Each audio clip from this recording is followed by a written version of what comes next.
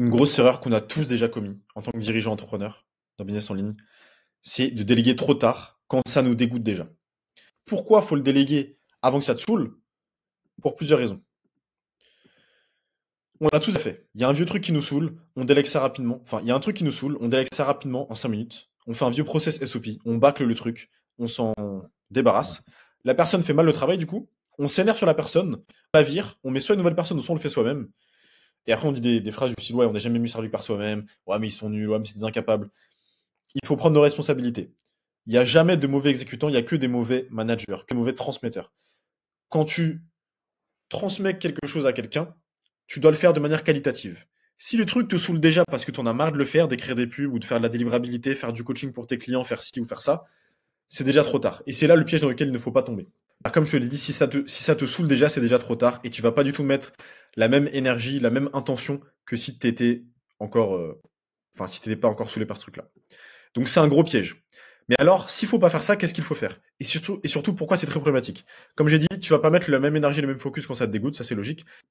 Donc, fais une liste de tout ce que tu dois déléguer dans ton business aujourd'hui. Qu'est-ce qui te prend le plus de temps? Tu regardes tes journées, qu'est-ce que tu fais le plus encore? Est-ce que tu es encore dans l'opérationnel? À mon avis, non, à ton niveau business.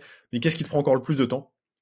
Tu fais une liste de tout ça et tu anticipes. Au lieu de laisser traîner ce truc-là et de le déléguer dans 1 an, de le déléguer dans 6 mois, etc., tant que tu as encore l'énergie maintenant de le faire, et vu que tu l'as déjà fait toi-même, c'est important, et que tu es smart, écris. Fais un loom, tu vois.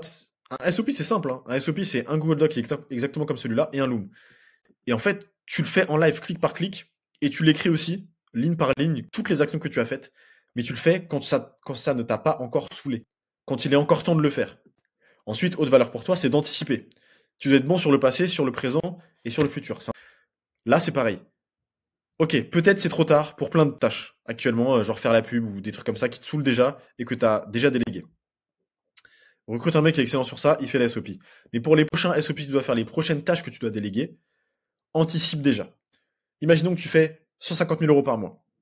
Anticipe ta croissance. Quand tu feras 200 000, qu'est-ce qu'il faudra en plus? Ah, il faudra d'autres coachs.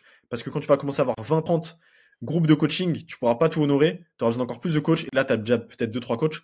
Tu dois avoir d'autres coachs. Et ben, montre un process RH, comment tu recrutes de nouveaux coachs. Et filme-toi en train de parler sur LinkedIn à des gens. Filme-toi en train de faire des appels avec eux. Filme tout, documente tout. Et crée-en un SOP.